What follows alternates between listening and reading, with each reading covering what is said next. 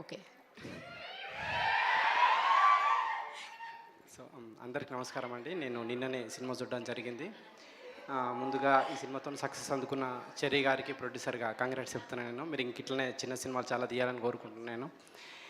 తర్వాత డైరెక్టర్ రితేష్ రాణా గారు మీ work follow అవుతున్నాను నేను. మీరు ఇట్లనే ఇంకా కామెడీ సినిమాలు చేసి నవ్వించాలి అందరినీ.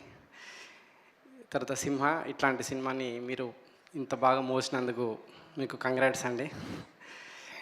ఫైనల్గా చెప్పాలంటే సత్య మీరు స్టార్ కామెడియన్ అయిపోయారు ఈ సినిమాతో. మీరు ఇంక ఇలాగే అందరూ నవ్వించాలని కోరుకుంటున్నాం. తర్వాత ఈ సినిమాలో అన్ని డిపార్ట్మెంట్స్ అండి, మ్యూజిక్ కాలభైరవ్ గారు కానీ అందరూ, డిఓపి మా ఫ్రెండ్ సురేష్, సో అందరూ చాలా అద్భుతంగా చేశారు. మీరు అందరి సినిమా వచ్చి ఎంజాయ్ చేయాలని కోరుకుంటున్నాను నేను. Thank you sir. ఇంకా ఉండండి సార్. అసలు సినిమాకి మీరు చిట్టి కోసం వెళ్ళారా, లేకపోతే ఏంటి, ఎవరి కోసం వెళ్ళారు సినిమా చూడడానికి?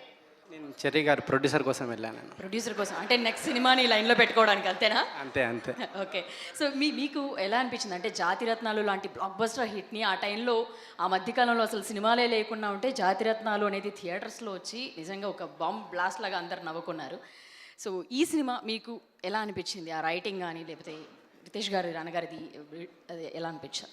అదే అండి, థియేటర్లో మళ్ళీ అంత వైబ్ అంటే ఆడియన్స్ అంతా నవ్వుతూ ఎంజాయ్ చేస్తూ ఉన్నారు. సో అది రితేష్ వర్క్ ఎప్పుడు ఫాలో అవుతూ ఉన్నా నేను. సో అంతే. థ్యాంక్ యూ అండి. అలాగే సరిపోదా శనివారం లాంటి బ్లాక్ బస్టర్ హిట్ని అందుకొని ఇప్పుడు ఈ సినిమా గురించి మీరు నిన్న చూసారని చెప్పి విన్నాము. సో మీకు ఎలా అనిపించింది మీ మాటలు?